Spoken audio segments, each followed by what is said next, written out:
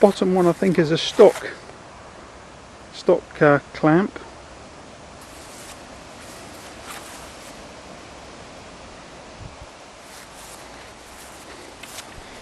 Foot pegs by today's standards seem absolutely tiny.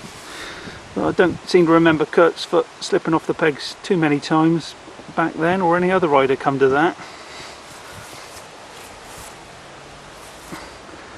That's the technical inspection sticker from Belgian GP at Namur.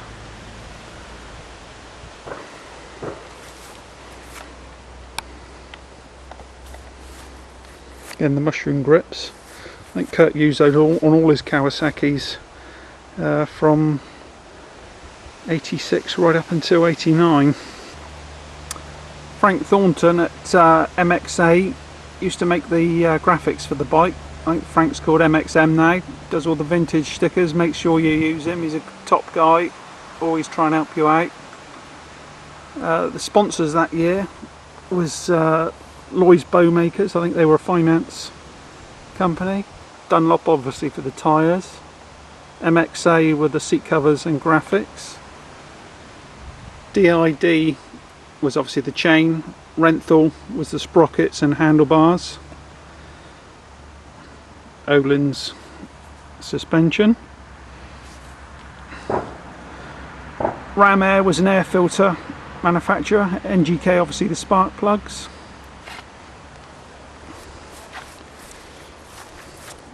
M. Robert that year supplied all the clothing. RFR, do you know what, I haven't got a clue who they are. I thought they were a finance company, maybe not. Rock Oil, obviously the two-stroke oil and gearbox oils, lubricants. And Dunlop supplied the brake pads. Now, Kurt's brother Aaron was his mechanic that year, as he was in many years. And some nice little touches the mechanic, would put on a bike. The CDI is got a nice little bead of silicone round to keep the water out. Just attention to detail that makes the difference between a production bike and a factory bike. The grips were Serval Marketing mushroom grips, and Kurt used those on many of his works bikes. I think even using them on the KTM. The bars are one-off bend made by Renthal back in the day. Again, the clamps are factory magnesium. You see the fork cap adjusters.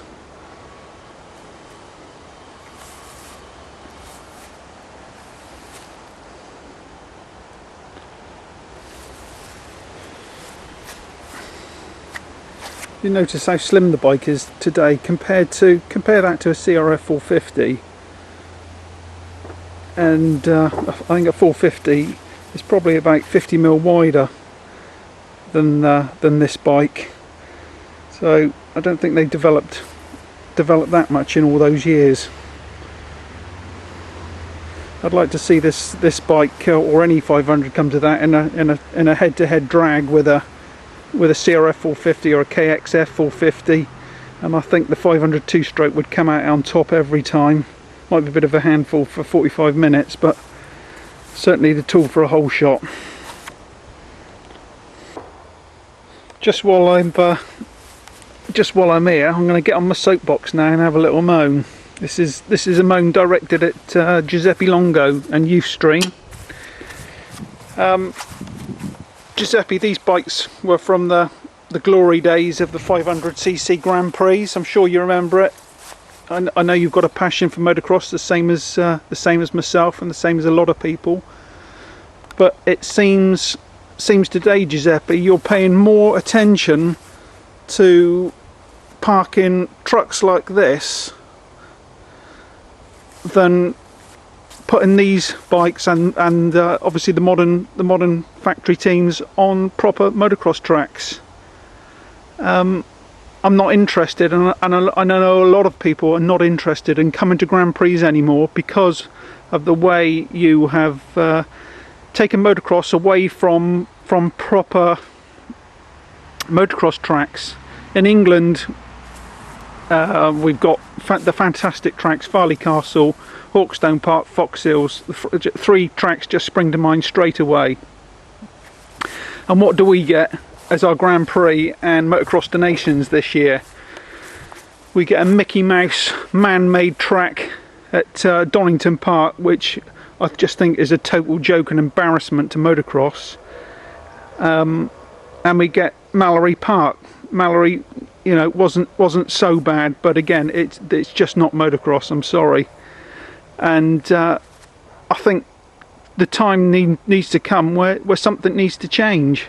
We need to go back to proper terrain for the bikes to be ridden on, instead of jump infested outdoor supercross tracks.